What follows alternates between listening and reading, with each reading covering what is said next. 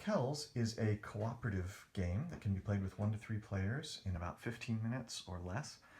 It's a relatively simple game. You can actually play with more players if you have an additional set of knot dice. And you are illustrators creating a page for the Book of Kells. In this game, you're trying to cooperate with the other players in order to create the largest possible design using as many of the dice as you can in a completed design. To set up, you put all the dice into a pool.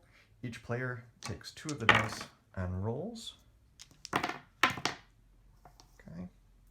And then on your turn, you're going to take 1 die from the pool and roll it, and you can choose to re-roll some of these as well. In this case, I didn't. And then you take 1 of your dice and add it to a design in the center. Let's say we'll start with that one. And over here, I'll take this one, and let's say I want to re-roll one of those. So now I would add a design to the center. And then here, we're going to take 1 from here. Let's just leave those. And here we go. We add a design to the center. Each time, you've got to make sure that your dice are connected to the pattern that you've already started. So on your 2 turns, you can either add 1 of your 3 dice, or if you're not happy with your 3 dice, you can choose to discard 1 of them out of the game. And then it goes back into the box. That would then be your turn, and then the other player takes their turn. They could choose to re-roll a couple, and let's say they've added this one right over there, started to finish it off. You continue until you have either completed the design. So completing the design would be something like this, or you have run out of dice. Now, at that point, you score the game. If you complete the design and you have discarded, now in this case, you will have discarded all the rest of these dice, so these would all go into the box. If you've discarded 3 or more dice, then you have lost the game.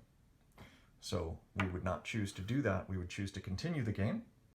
So here I skipped ahead a little bit to an example of if we had played it out and we had finished off the completed design. This would be a win, and then you get to score your win. In this case, you count up all of the dice that you included in your completed design. So we've got 18 dice total. This would be 16 dice. And then you subtract the longest dimension. So this one is 4.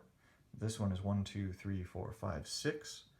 So it's 16 dice minus 6. My score is 10, which is a decent score for the first time. There is a little rating chart in the book. Score of 13 is the best that you can do. Once you're familiar enough with this game, you can try to play a slightly more advanced version of the game, where you start the game with just 1 die in front of each player. And that means, of course, that each turn you only have a choice from 2 dice rather than a choice from 3 dice. And once you're very familiar with Kells, then you can try the more advanced game Kells the Book and Kells the Abbey.